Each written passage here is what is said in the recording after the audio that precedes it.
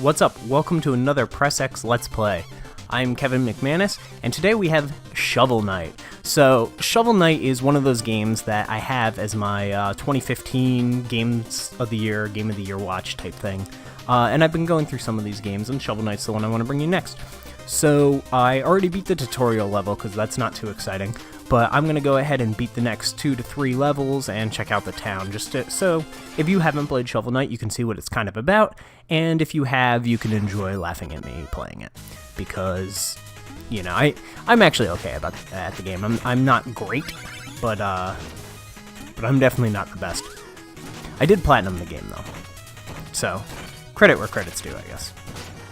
So anyway, this is the basic gameplay elements. It's a jump and shoot game, except it's jump and swipe your shovel. It's very, very Mega Man, Zelda 2, DuckTales, and Castlevania. That's probably if there was a love child between those games, it would probably be Shovel Knight. I appreciate a lot of things about Shovel Knight. The main ones being that it doesn't feel like anything else. It feels like something brand new. It's faster than Castlevania for sure.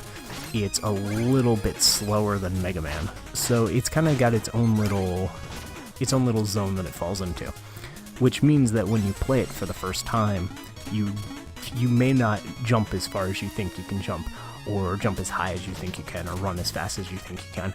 And it takes a while before you get the timing down of the game, and that actually feels nice. It doesn't feel like they copied and pasted. It doesn't feel like this was any sort of corners cut to make it easier for them. It feels like they found the rhythm that they wanted, and I think the game's better for it, because you feel like you're learning as you're playing, as opposed to some other indie games that I've played that feel like you've played them before. They feel like either better versions or inferior versions of games you've played before. This feels like somebody who loves games that I love and made a game. So you find every level has a guy in a chest, and you can go there and buy items. So I'm going to go ahead and buy this item. So there's a town, which we'll show you, very Castlevania 2, Zelda 2-esque. Town that you can talk to people and buy things, and you can buy all these items in the town if you want to for a more expensive price, or you can find them in the level and get the discount. And that's something that this game does very well, being accessible. People who are new to this genre of game get Shovel Knight. You can pick it up, you can play it, and it's friendly enough that you're not going to scare away people like something like Mega Man might, because Mega Man's such a grueling, such a difficult game. For example, this game has a checkpoint system. That's something that really none of those games have.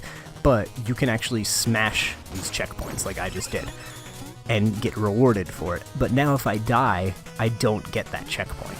So I just lost my checkpoint. So you can go through the game and destroy all the checkpoints if you think you're good enough. It's this like risk-reward system that I feel like they really, really nailed with this game. And I'm saying it's not that hard. You get a bunch of retries and everything, that's why it's not that hard, but the game still has learning, and it's still the first time you play it, you're going to mess up a lot, and it's just that style of game. But when you do finish the game, you unlock a New Game Plus, which is definitely hard. It's very grueling, it's very difficult. It halves all of your checkpoints. It gets rid of all the healing that you could possibly have in the game, basically. And it really, really destroys, it really, really destroys I'll show you my magic thing. The notion that this is an easy game. It very much does that. So I recommend, if you play through the game and you're like, that game didn't meet my expectations of difficulty, because I was expecting something more like a Castlevania or a Ninja Gaiden, play New Game Plus. It's not quite that hard, but it's definitely hard. Any game that gives you some sort of checkpoints is nicer than Ninja Gaiden, just from the start. So anyway, we're going to keep on cruising. Every level has a gimmick. This is kind of the gimmick the level that doesn't have a gimmick, I guess you could say. It's got a few items like this book and stuff that make the blocks kind of like the disappearing blocks. Oh, I died. From Mega Man, but it doesn't have anything too gimmicky. After this level, though, it's just gimmicks all the way. Every single level will have some sort of thing in it that the other levels don't have. That let it be a wind level that's constantly blowing, or oh, I died again. Jeez.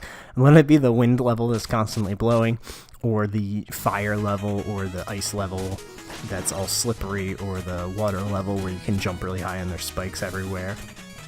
To some more unique ones, we're actually going to see the next level's pretty unique, so I won't spoil it just in case you haven't. So I'm actually going to kind of wait on this guy. There we go. And I'm going to kill him. Oh boy. This isn't going well at all. So, I guess all this dying lets me talk about dying. When you die in this game, you just go back to the checkpoint, you have infinite tries, but you see those money bags that shoot out of you. That's your money. In the town, you can buy stuff with the money, whatever, and those money bags float when you die. So you can do what I just did and go pick them.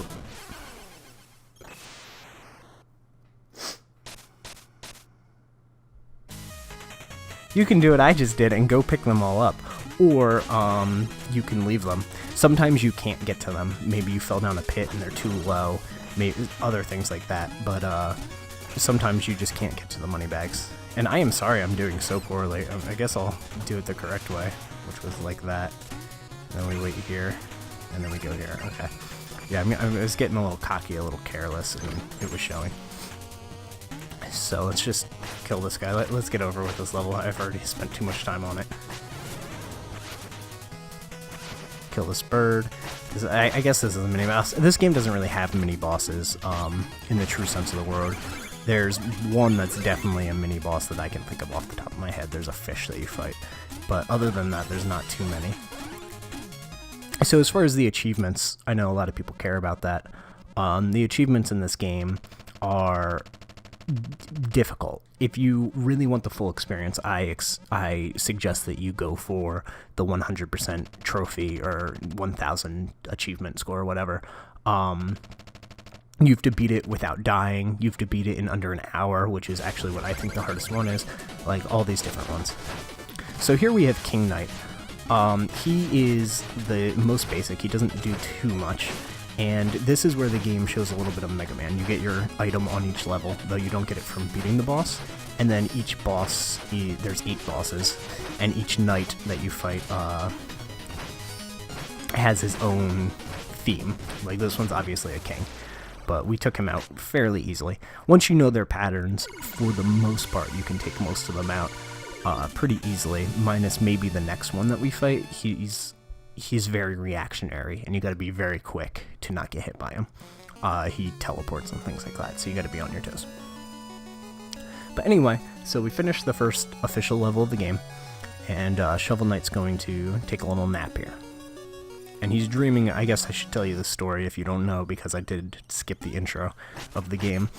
Your precious Shield Knight has been kidnapped, and you're going after her. It's a Save the Princess story. There's your story. So I'm going to go ahead and do another level before I go to town. Then I'm going to go to town, and then I guess I'll do one more level.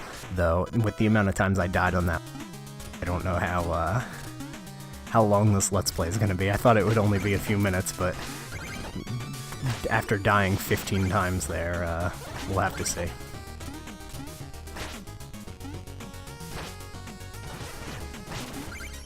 Alright.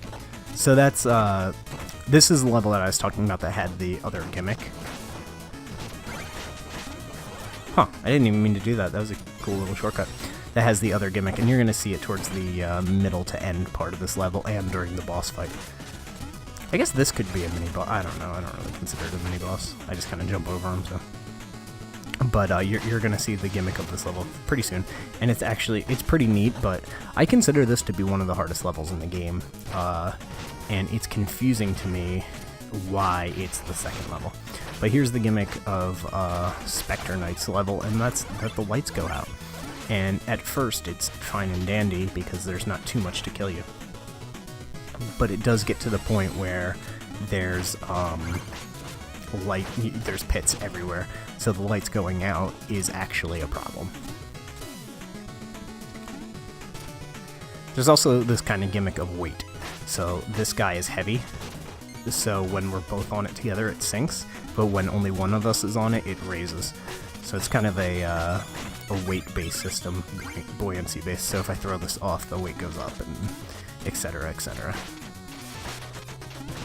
Those spikes get me multiple times. There we go, and we just keep on moving. So here's an example. You can't see those spikes at all when the lights are out, so if you just kind of willy-dilly walk through this and jumped, you're probably going to die.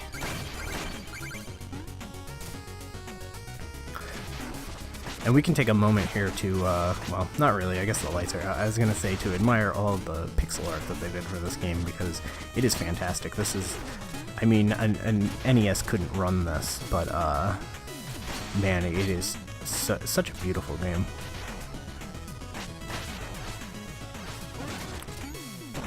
Hop down here, collect some gold. I think this is where the item is. Not in there. I'm just gonna use this bomb and kill him. There's chicken on the other side, which refills your health. But so let's go ahead and open this chest, and here's the item for this level, and I believe it's the locket. It is phasing locket. This is one of the most powerful weapons in the game, so you can switch your weapons with the triggers.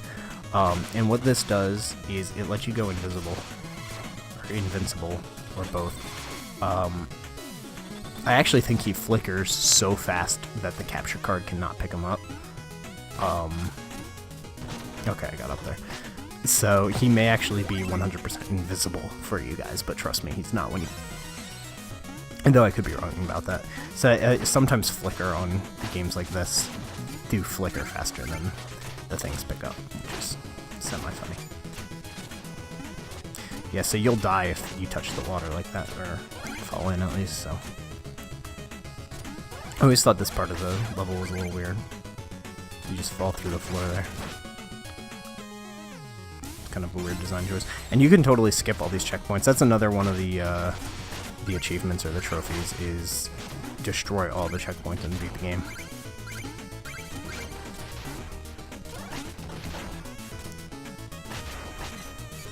That's up here. So I guess I'll talk about some exclusive content that this game had.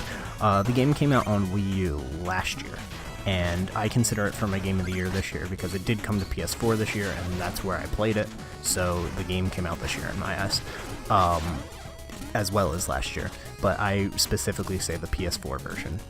Let's get this food here. So the PS4 version has some exclusive content in a Kratos boss fight. You actually take out Kratos in this pretty epic fight. He's hidden in the game. I won't ruin where he is or how to get to him, but it's very difficult. If you find him on your own, congratulations, because he's very well hidden. And in the same vein, the Xbox has its own exclusive content, and that is the Battletoads fight, which is actually cooler than the Kratos fight, honestly. I think of the two, I prefer the Battletoads fight. It's just it's a little bit, it feels like there's a little more love in it than the Kratos fight, but they're both very, very cool. But I mainly play on PS4 for two reasons. One, I didn't mean to use that. One is that I just like the D-pad on the PS4, and I only use the D-pad to play games like this. So that I hate the Xbox D-pad. I'm just gonna go ahead and say that. And I only use the D-pad. And then two is my trophies. I'm a trophy whore, so I gotta go for the trophies. This is actually a pretty close fight here. Oh no. And I'll just spam my missiles that I saved, or my fireballs that I saved, to finish him off before he kills me. And there we have it, Spectre Knight down. So he's actually one of the harder fights in the game. If you haven't played the game before, he takes a while to get used to. He's definitely a frustrating boss for newcomers. So here we go, another dream sequence that we have after each fight, and this one has a chest, and I'm going to show you exactly what that's for, because we're going to head to the town next before finishing up with, I believe, Plague Knight, who is a very, very popular, probably the most popular knight. He's not my personal favorite, but he's very popular, and I'll talk about that more when I get to his level, because there's something very special about him. I'm sure a lot of you already know. Oh, I was talking about the exclusive content. The Wii U actually looks like it's going to have exclusive content after this most recent announcement that Shovel Knight is getting a third-party amiibo created by Yacht Club, which is interesting. And it works on the Wii U version of the game. And the Wii U version, when you tap in the Wii U, makes it a multiplayer game, which is very interesting. I don't know how that's going to work, but I'm super, super excited. So we break the lock for killing those knights, and yes, Plague Knight's going to be next.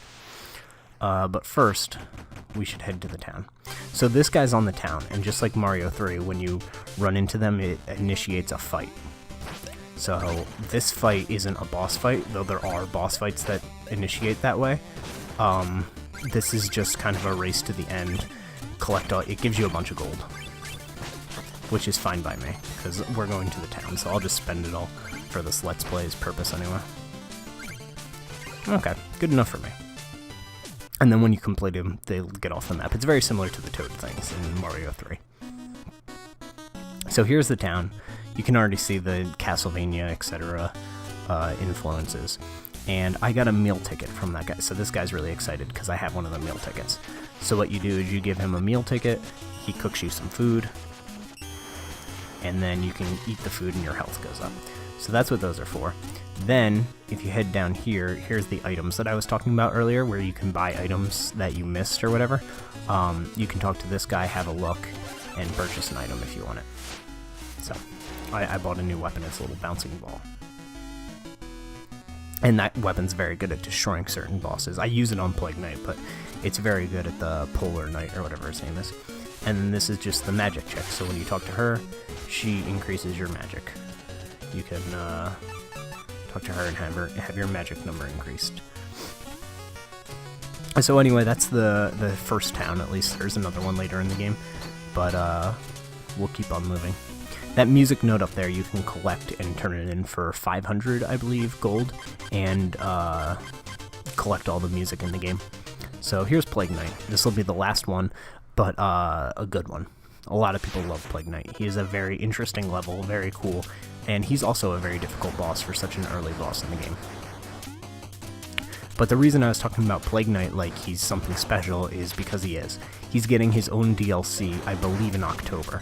It's going to be free, so if you have the game, go ahead and reload it up and get the Plague Knight DLC when it comes out.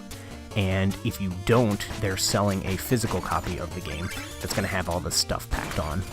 So you can play as Plague Knight, and the trailer's out, and it looks like it totally changes the dynamic of the game. From how you jump, it looks like he has a triple jump, to how you attack enemies, because he's got a ranged weapon, and it's like an arch, so he throws it up. So it's very interesting, and I'll definitely do a Let's Play when it comes out. At least, maybe I'll do the same exact levels, assuming they are the same. I think it's the same game, just with different gameplay, but I'm not even 100% confident in that. But if it is, I'll do the same levels that I did this time, and we can compare and contrast and see how different they are, because I'm sure the answer is very. So the potion eruption kind of launches these barrels up, and we just pass over them like they're nothing. Wait for this one to go up so we can clear the spikes. And do it one more time.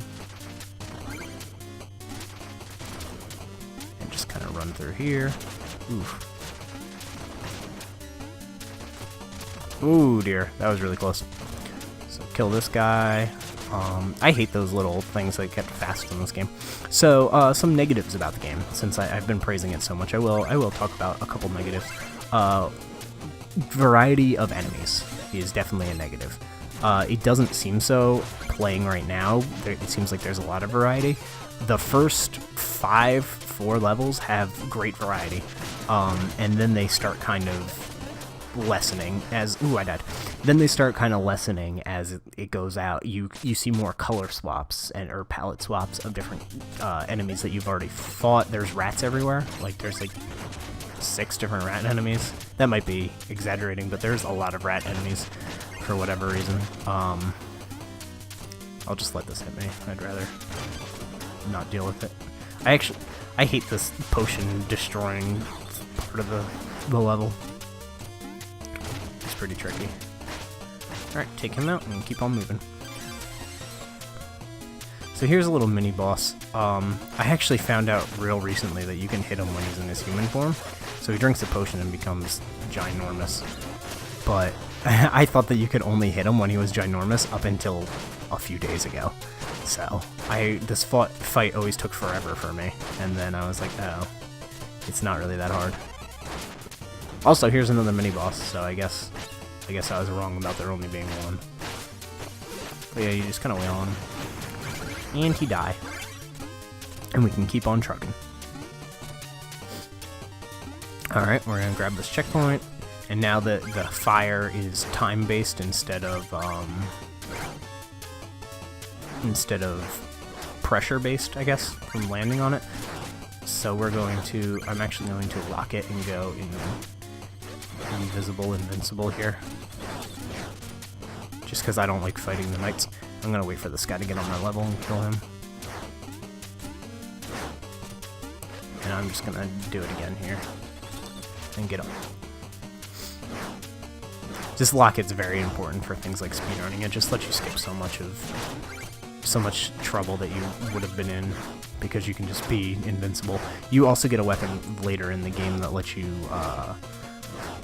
kind of not fly but dart across the screen a little bit, and you can use that to great effect in speedruns as well.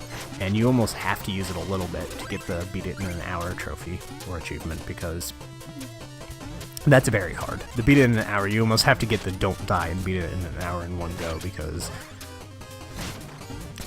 beating it when you die, you just lose so much time. Especially if you die a handful of times. So, pro tip, go for those two at the same time. Also, if you want another pro tip for doing some of those, this game has cross-save on the PlayStation at least. It has cross-save, so you can actually upload your save to the cloud. So you can upload your save and just save after every level, and then upload it. And then if you die or whatever on the next level, download that up and try again. So a little tip. That worked when I played it, at least. I don't know if it still works. So anyway, here's Plague Knight, who is the DLC coming, so you get to play as him, and he's really, really cool. He's not my favorite. Treasure Knight is my favorite. He just looks like a Big Daddy from Bioshock 2, but that's okay. He's still pretty cool. So here we go. And we are just kind of going to wail on him as much as possible. He's got a very unpredictable pattern. I don't actually know the trick for what you're supposed to do to beat him. I just hope that he does exactly what he's just started doing, which was teleport close to himself. Because he's so unpredictable. But it looks like we've got a pretty good lead on him. He only has one hit left, so I'm just gonna let him get close and wail on him. There we go. So Plague Knight down, get a bunch of gold, do a bunch of stuff. And that's Shovel Knight. Basic gameplay premise. Obviously, you get a whole bunch more items. There's a new game plus. Eventually, you upgrade your weapon so that it has multiple attacks, charge attacks, things like that. You can get new armor that allows you to get charged attacks type things. You can... is there jump higher?